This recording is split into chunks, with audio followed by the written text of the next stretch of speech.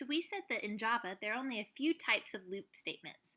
So far, we've looked at the while and the do-while statement and seen the difference between those, but there's also another kind called the for statement or the for loop. So before we dive into exactly how to implement the for loop, let's remember that loops typically consist of three parts. You've got the initialization, so any variables that you need to initialize and set up before you write the loop and the body. The body statements, or those statements that you want to be repeated inside the loop, and then the mechanism that terminates the loop. So in our while and our do-while loops that we've seen, this consisted of two parts. One, the Boolean expression itself, and then two, some kind of updating within the body itself so that that Boolean expression can eventually become false. So these three parts in the while loop looked something like this. We had to initialize variables above the loop. Then we had the Boolean expression inside the parentheses next to our while, or if this was do while, it would be at the bottom.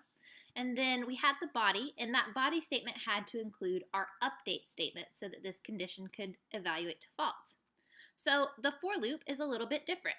All three of these steps, the initialization, the condition, and the updating expression, are all in one line. So it looks something like this: for, initialization, condition, update, and then the body. So this syntax allows a for loop to execute its body a fixed number of times. So here's an example. We've got for int count equals 1. So we're actually creating a variable, declaring a variable named count, and initializing it to 1. Notice the semicolon here. And you can read this as while count is less than 3. This is the expression that would normally go in our while loop Boolean expression. And then another semicolon, and count plus plus, which would be our update statement so that this condition could eventually evaluate to false. So again, this could be done with a while statement, but this is how you would do it with a for statement.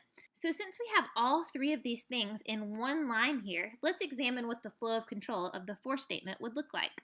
So the first thing that happens in your flow of control for a for statement is the initialization of variables. So as soon as the computer sees the keyword for, it's going to create this int count and set it equal to 1. The next thing that happens is the evaluation of this condition. So while count is less than 3, we're going to execute the body of the statement. So in this example, I only have one line. Like any other loop that we've seen or a branching statement, if there were multiple statements here, I would need to enclose these in curly braces for it to belong to the for loop. So again, initialize variables, check the condition, and then execute the body. Then our flow of control resumes up to this initial line and executes the updating condition. So now count is 2. Then our flow of control reverts back, not to the beginning, we don't need to declare variables again, but back to the controlling expression. So then steps 2, 3, 4 will continuously be repeated until the controlling expression is false. So really the only thing out of order is this updating condition. Think about it like this update condition being the very last thing in the body of the loop. So here I've inserted our update condition, count plus plus. It's commented out, but imagine that this is happening right before we end the loop. So let's think through what this would print out. When we first start, our count is 1. 1 is less than 3, so we print out 1. Then count increments, so count is now 2. 2 is less than 3. We print out 2. Count now increments. Now 3 is not less than 3, so we're done with the loop. So note that these update statements don't have to be incremental. Here I've got an example where I'm counting down. So you can see my update statement is count down minus minus. So what's going to print out from this? Well, initially countdown is 3. 3 is greater than or equal to 0. So we print out 3 and counting. Then we execute this update condition. So now countdown decrements, it's now 2. 2 is greater than or equal to 0, so we print out 2 and counting. Decrement, countdown. 1 is greater than or equal to 0. 1 and counting prints out. Decrement again. 0 is equal to 0, so we print out 0 and counting. Decrement again. Now countdown has the value of -1, right? -1 is not greater than or equal to 0, so this evaluates to false, and my flow of control would continue outside of the loop just like we're used to. I could have something outside of the loop say blast off, right? We could write a while loop to do this exact same thing. So again, this accomplishes the same task, but note that everything here is in one line. In a while loop, I have to initialize outside of here, have my same Boolean statement, and then remember to put my update statement inside my while loop. So again, accomplishes the same thing. So here I'm going to use a for loop to add up all the numbers from 1 through 10. First, I'm going to create an int called sum, set it equal to 0, and this will be a variable that holds the sum of all these numbers. Now I'll create my for loop, use the keyword for, and then inside here I want to initialize a variable, call it int n, and set it equal to 1. This is going to be the variable that starts out at 1 and ends at 10. So I'm going to say while n is less than or equal to 10, and each time increment n by 1. So now I move on to the body of my for loop, and I'm just going to say sum equals sum plus n. So I can print out the sum below this loop, and you can see here that if I run this, it does indeed print out the sum of the numbers 1 through 10. One important thing to note about this variable n is that I actually declared it inside of this for loop, which means n is in fact a local variable. So what this means is that n only exists inside of this for loop. If I were to try to print out n below the for loop, you can see that it gives me an error. It says n cannot be resolved to a variable. So it's just like the variable sum does not exist up here above where it's been declared, n does not exist outside of this for loop. Now we can reference n anywhere inside this for loop. You can see we're referencing it in the condition, the update expression, and the actual body. But outside of the for loop, it doesn't exist. It's no longer a variable. So this is not a legal statement. If for some reason I did need to print out the value of n afterwards, then all I would have to do is declare int n somewhere outside of the loop, and then I can't have two variables named n that are ints, right? So since it's already been declared, now I'm just updating the value here. You can see that my error went away. And by the way, what is the value of n after this whole for loop has executed? Well, it started at 1, increments by 1 each time, and eventually this condition has to become false, meaning that n would have to be not 10, but 11. So if I run this, you can see that n had the terminating value of 11. A few more syntactical things to note about the for statement is that you can initialize multiple variables inside the for statement. So in this first example, I have for n equals 1, n is given a value, and product equals 1. Note that these are separated by a comma, and the semicolon represents the end of this whole initialization process.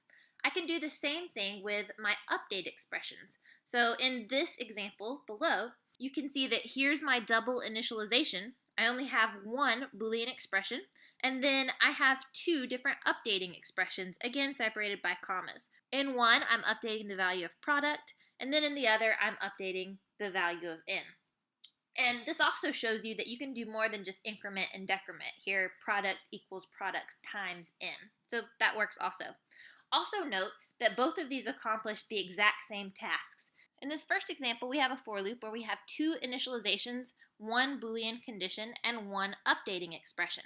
Then this product equals product times n is the body of the loop. Now again, note if there were more than one statement, we would need to enclose this in curly braces, but this works just fine for one statement. In this next for statement, instead of having product equals product times n in the body, we went ahead and included it in this update expression along with n++.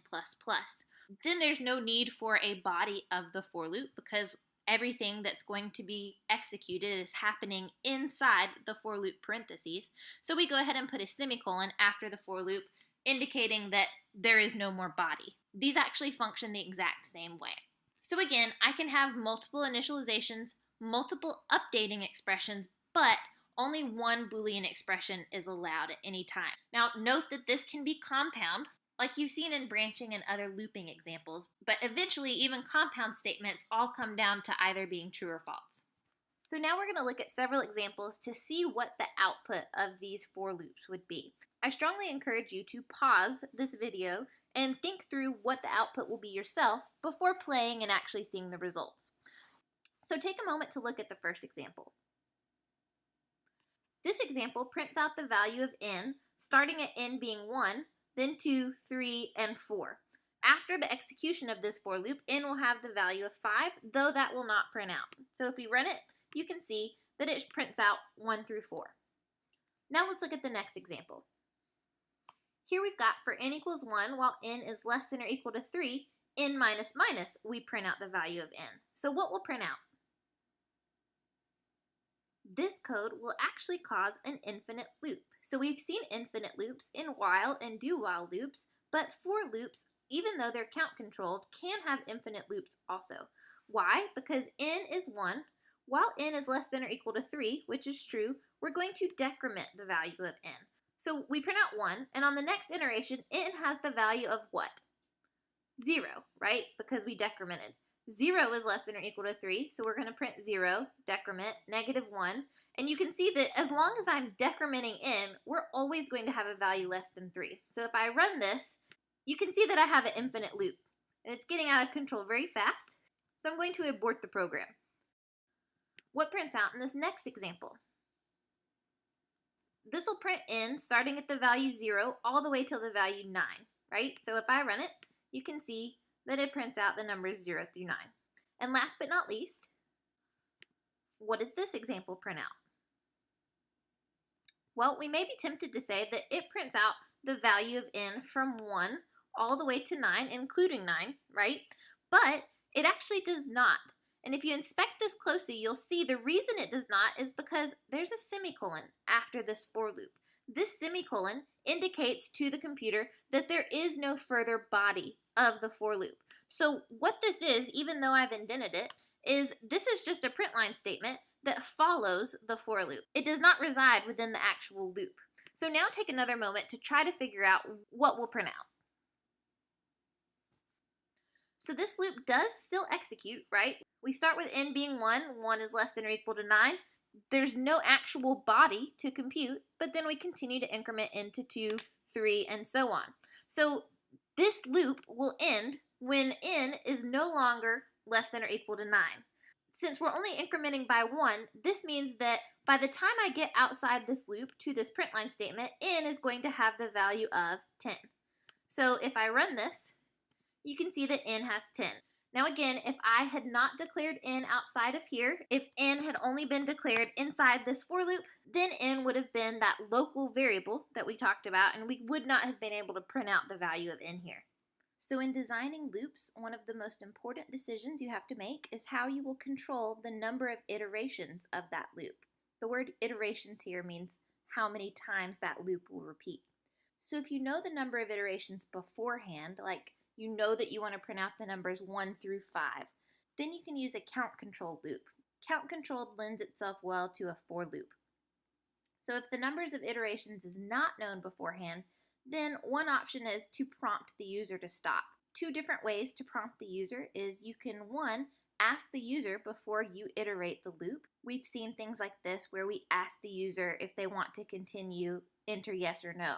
This example is a little different because, as you can see, I'm actually checking if the user's answer equals yes or no, and then storing that in a Boolean variable. So this works just the same as the examples we've seen in the past, but this is a different style where the Boolean expression is a Boolean variable itself. Now, if we were going to have a lot of iterations, then we wouldn't really want to ask the user every single time, would you like to continue? Think about our exam grade averager that we wrote. If the teacher needed to enter 200 exam grades, they wouldn't want to enter yes after every exam grade to continue adding to the list. So the other option would be to use a sentinel value to signal terminating the loop. When using a sentinel value, users might enter a certain kind of number, like a negative number, to signal that they're done. Or they might enter the keyword done, something like that. So once we know how to control the number of iterations, we need to think about which kind of loop we need to use. If we know that the body of our loop needs to be executed at least one time, then a do while loop is a good choice. But that also could be implemented with a while loop, right? We've seen that in our previous video where we would just copy and paste the body of the code up above the loop. In fact, you could get by using only while loops. That doesn't mean that you should.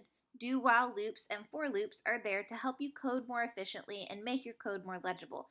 But there's no looping procedure that you would have to use a for or a do while loop to implement. A while loop could be used to do everything. Now let's talk about the break statement in loops. So we've seen the keyword break with switch statements, and what it did was it ended the switch statement immediately once the word break was seen. So a break statement can be used also to end a loop immediately. If break statements are nested, then break statements will end only the innermost loop. So let's look at an example. Here I've got int n equals 0 and while true.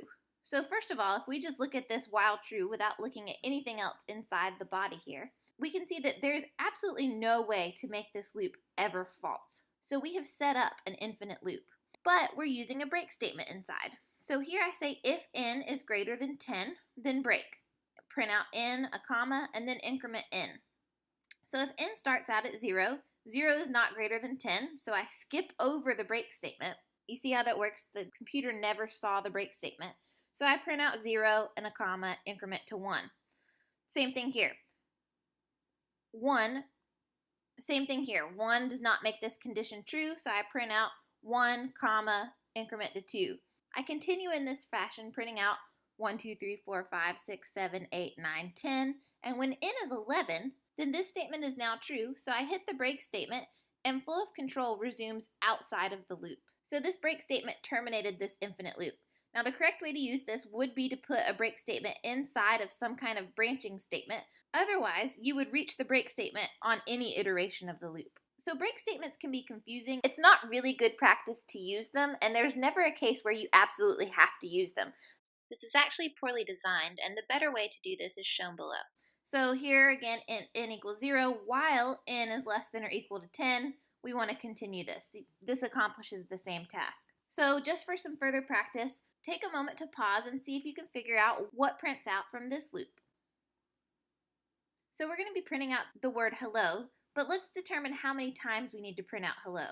So n starts at 1, and we print out hello, increment n is now 2, print out hello, increment n is now 3, this condition is still true, 3 is less than or equal to 5.